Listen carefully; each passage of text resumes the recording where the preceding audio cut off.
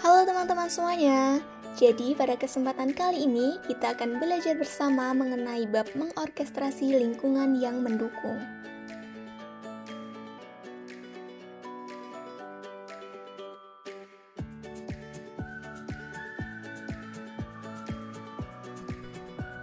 Poin pertama adalah latar belakang. Setiap unsur di kelas berbicara. Lingkungan yang mendukung dapat meningkatkan semangat, fokus, dan hasil belajar siswa. Quantum teaching mengajarkan guru untuk menata ruang, suasana, dan pengalaman agar selaras. Dalam quantum teaching, belajar bukan hanya soal guru menjelaskan dan siswa mendengar, tetapi bagaimana seluruh lingkungan berperan dalam proses belajar. Dari warna dinding, poster, alat bantu, hingga musik yang diputar, semuanya memberi pesan yang membentuk perasaan dan cara berpikir siswa. Pada bab kali ini, mengajak kita untuk menjadi pengatur suasana, bukan sekedar pengajar. Guru seperti seorang konduktor yang mengorkestrasi setiap elemen agar selaras dan mendukung pembelajaran. Lingkungan yang tertata dengan baik akan membuat siswa lebih nyaman, berani berekspresi, dan mudah memahami pelajaran. Karena itu, bab ini akan membahas 5 aspek penting. Yang pertama ada lingkungan sekeliling. Yang kedua, ada alat bantu. Yang ketiga, ada pengaturan bangku. Keempat, ada unsur alami. Dan yang terakhir, ada musik dan belajar. Dengan memahami kelima unsur ini, guru dapat menciptakan kelas yang tidak hanya tempat belajar, tetapi juga tempat tumbuh dan bersemangat.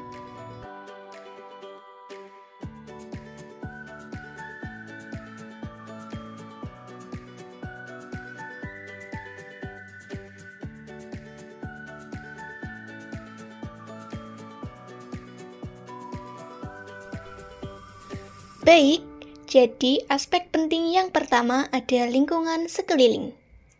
Lingkungan sekitar kelas berperan besar dalam membaca suasana belajar dan meningkatkan daya ingat siswa.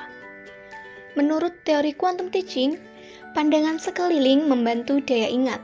Otak manusia bekerja dengan mengaitkan gambar dan simbol visual. Oleh karena itu, tampilan ruang belajar yang penuh warna dan bermakna akan memudahkan siswa memahami dan mengingat pembelajaran. Yang pertama ada penggunaan poster icon. Buat poster bergambar simbol sederhana untuk setiap konsep utama pembelajaran. Poster ini dapat berfungsi menstimulasi pandangan mata, memperkuat konsep, dan menumbuhkan rasa ingin tahu siswa. Yang kedua, poster afirmasi.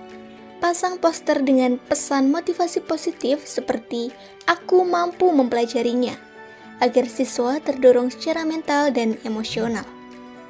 Ketiga, gunakan warna. Warna cerah seperti hijau, biru, merah, dan ungu dapat menstimulasi otak serta memperkuat ingatan. Warna juga menciptakan suasana belajar yang hangat dan menyenangkan.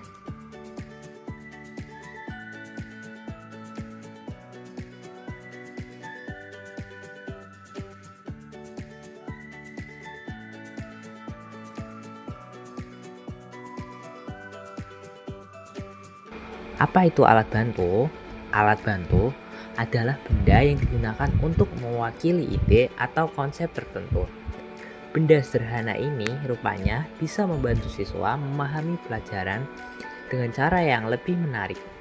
Misalnya, untuk siswa yang gaya belajarnya visual atau kinestetik, alat bantu ini membuat mereka menjadi lebih fokus dan aktif berpartisipasi.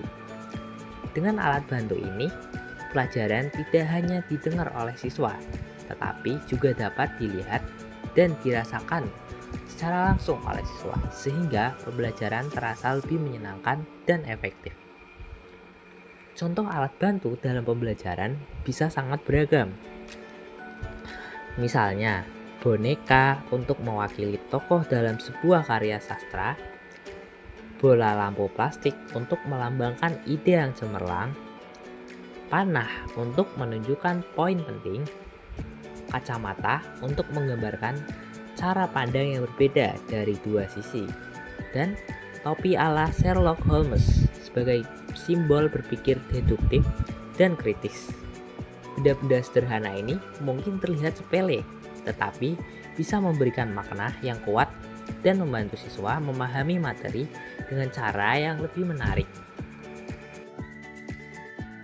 Lantas, mengapa alat bantu ini penting? Dan alat bantu, siswa bisa lebih terlibat langsung. Mereka nggak cuma mendengar, tapi juga melihat dan memegang sesuatu yang nyata. Apa hasilnya? Pembelajaran jadi lebih hidup dan menyenangkan. Alat bantu juga membantu mereka memahami hal-hal abstrak yang biasanya sulit dijelaskan dengan kata-kata. Selain itu, suasana kelas jadi lebih interaktif, penuh partisipasi dan antusiasme. Dan yang paling penting, alat bantu mengaktifkan banyak cara belajar sekaligus, misalnya visual, kinestetik, bahkan emosional. Semakin banyak indera yang terlibat, semakin kuat pula pemahaman para siswa. Jadi, benda sederhana seperti ini rupanya adalah kunci agar pembelajaran terasa lebih nyata dan berkesan.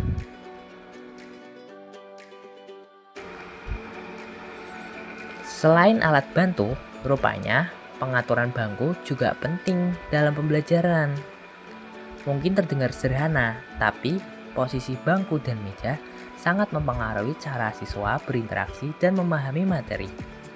Setiap kegiatan belajar membutuhkan bentuk ruang yang berbeda, dan disinilah peran fleksibilitas ruang benar-benar terasa.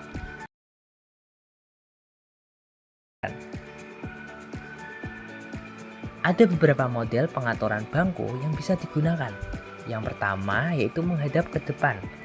Model ini cocok untuk kegiatan seperti presentasi, ceramah, atau menonton video, di mana fokus utama mengarah ke guru atau layar.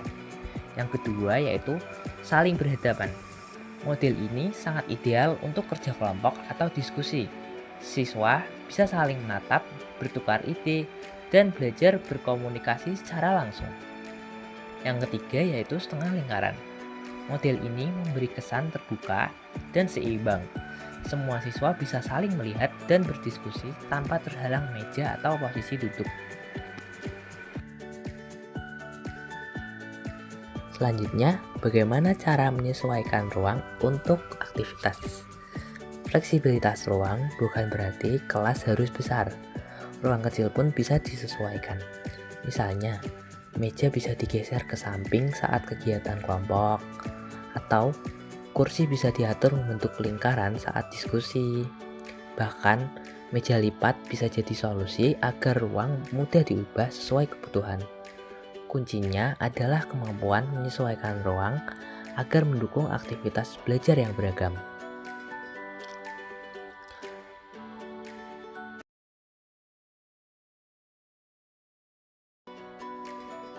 Lalu, bagaimana kalau ruang kelas tidak bisa diubah sama sekali? Tenang saja, fleksibilitas tetap bisa dilakukan. Siswa bisa berpaling untuk diskusi dengan teman di sebelahnya, memanfaatkan lorong untuk kerja kelompok, atau menggunakan bagian belakang kelas untuk aktivitas tertentu. Fleksibilitas sejati bukan soal besar atau kecilnya ruang, tapi bagaimana kita memanfaatkan ruang yang ada secara kreatif.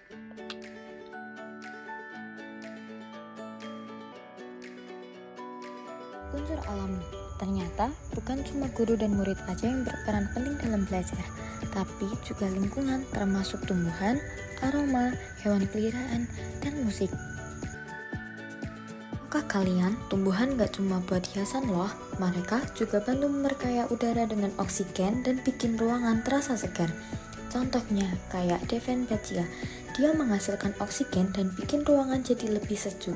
Kalau Mimosa alias Putri Malu, meski gak banyak hasilan oksigen, tetap bikin suasana kelas jadi lebih estetik dan hidup. Apabila belajar di kelas dengan udara segar dan pemandangan hijau, pasti suasananya lebih tenang dan semangat. Selanjutnya yaitu aroma. Aroma memiliki hubungan kuat dengan sistem saraf dan emosi manusia yang dapat mempengaruhi suasana hati kita seperti tenang, cemas, senang, atau fokus. Misalnya, wangi mint atau jeruk bisa bantu kita lebih fokus, sedangkan wangi lavender atau mawar bisa bikin rileks dan tenang. Bahkan, penelitian bilang aroma bunga tertentu bisa meningkatkan kreativitas sampai 30%. Jadi bukan cuma wangi, tapi juga bikin otak makin aktif. Berikutnya ada hewan peliharaan. Selain lucu, hewan peliharaan juga bisa menumbuhkan rasa tanggung jawab, kasih sayang, dan menenangkan emosi. Banyak sekolah di luar negeri bahkan memperbolehkan siswa membawa hewan peliharaannya untuk membantu adaptasi lingkungan baru. Bayangin, belajar sambil ditemani kucing atau kelinci, pasti suasananya jadi hangat dan menyenangkan.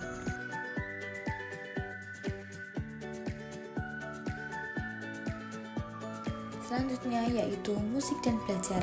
Yang pertama, barok yang paling cocok. Nah, teman-teman, pernah nggak merasa lebih tenang waktu denger musik klasik? Ternyata bukan cuma perasaan. Musik barok seperti karya Bizz, Vivaldi, atau Handel benar-benar bisa menurunkan detak jantung dan membantu kita lebih fokus. Irama musik barok biasanya 60-80 beat per menit, sama seperti detak jantung saat kita santai.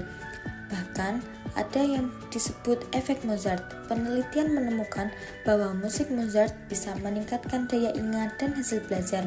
Jadi, kalau sedang belajar atau ingin suasana kelas lebih fokus, musik barok bisa jadi pilihan paling cocok.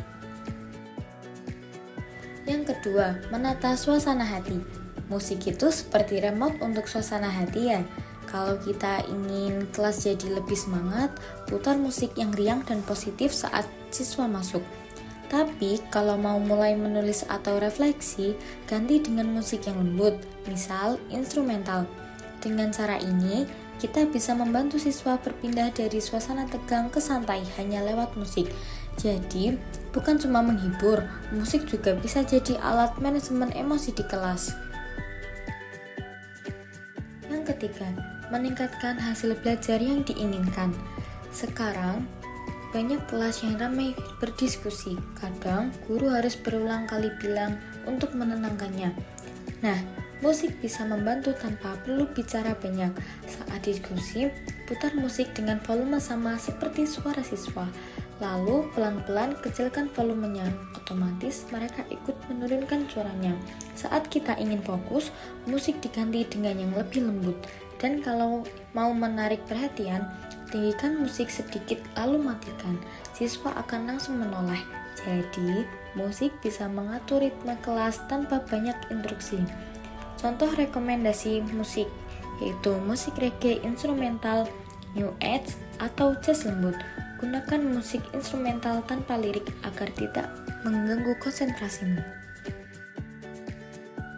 Selain musik, efek suara juga bisa membuat kelas lebih hidup. Misalnya, dering telepon untuk menarik perhatian, tepuk tangan setelah presentasi, atau lagu kuis untuk menambah semangat. Dengan sedikit kreativitas, suara bisa jadi alat bantu belajar yang seru dan efektif. Kesimpulan dari materi ini adalah lingkungan kelas yang tertata baik membantu siswa lebih fokus dan mudah memahami pelajaran. Poster visual dan afirmasi memperkuat motivasi, sementara alat bantu belajar membuat konsep abstrak lebih nyata. Penataan bangku yang fleksibel serta penggunaan musik yang sesuai juga meningkatkan konsentrasi dan suasana belajar. Dengan mengelola unsur-unsur ini, guru dapat mengajar lebih efektif dan siswa belajar lebih optimal.